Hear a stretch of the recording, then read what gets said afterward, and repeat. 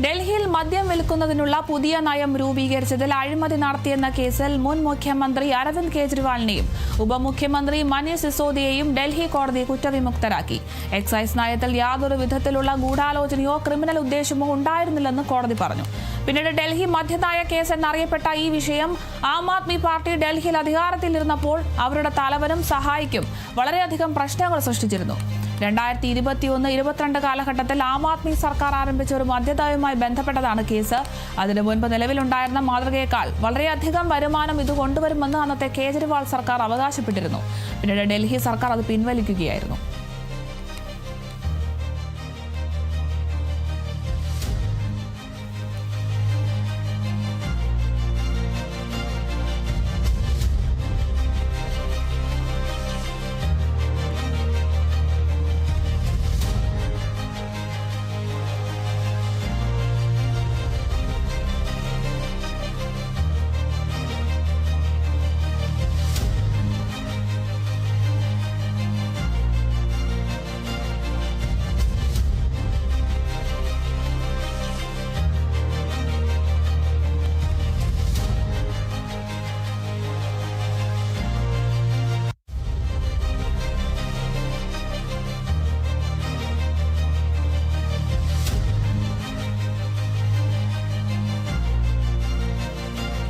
മദ്യനയ കേസിലാണ് ഇപ്പോൾ മുഖ്യമന്ത്രി അരവിന്ദ് കെജ്രിവാളിനെയും ഉപമുഖ്യമന്ത്രി മനീഷ് സിസോദിയെയും ഡൽഹി കോടതി കുറ്റവിമുക്തരാക്കിയിരിക്കുന്നത്. കൂടുതൽ വിവരങ്ങളുമായി വിനയ ചേരുന്നുണ്ട്. വിനയ, ഇപ്പോൾ മദ്യനയ കേസിൽ അരവിന്ദ് കെജ്രിവാളിനെയും മനീഷ് സിസോദിയെയും ഇപ്പോൾ ഡൽഹി കോടതി കുറ്റവിമുക്തരാക്കി എന്നൊരു വാർത്ത ലഭിക്കുന്നുണ്ട്.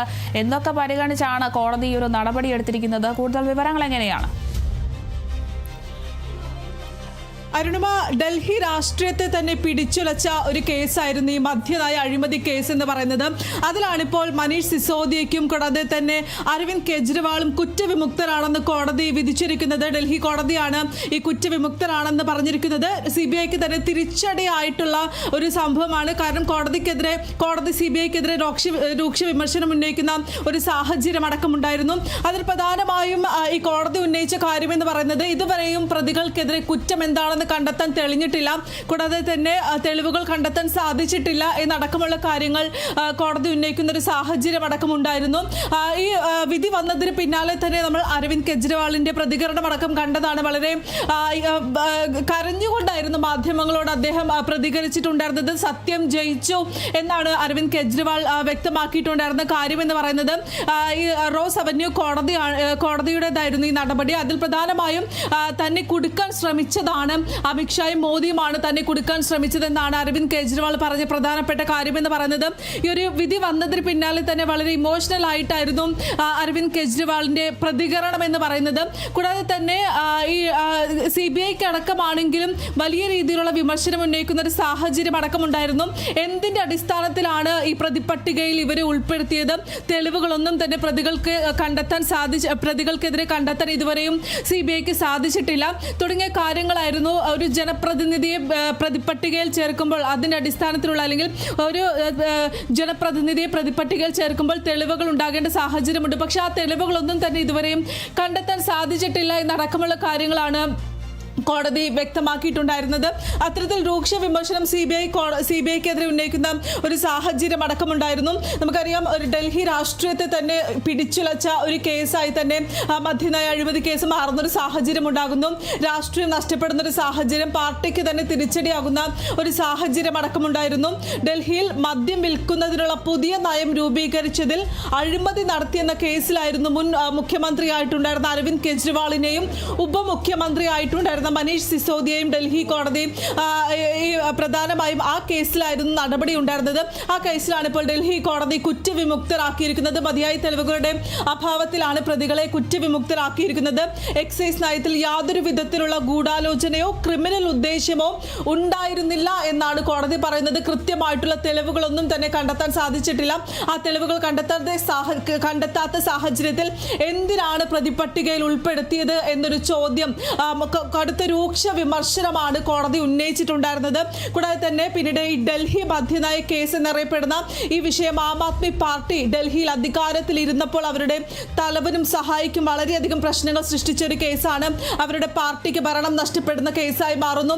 അത്തരത്തിൽ വർഷങ്ങളോളം ഈ കേസിന് പിന്നാലെ പോകുന്ന ഒരു സാഹചര്യം അടക്കമുണ്ടായിരുന്നു. 2021-22 കാലഘട്ടത്തിൽ ആം ആദ്മി പാർട്ടി സർക്കാർ ആരംഭിച്ച ഒരു മദ്യനയവുമായി ബന്ധപ്പെട്ട കേസ്, ആ കേസുമായി ബന്ധപ്പെട്ട് തുടർന്ന് വന്ന വിമർശനങ്ങളും പിന്നീട് ഈ പാർട്ടിക്ക് ഭരണം നഷ്ടപ്പെടുന്നു, അരവിന്ദ് കെജ്രിവാൾ ജയിലിൽ കഴിയുന്ന ഒരു സാഹചര്യം അടക്കമുണ്ടാകുന്നു.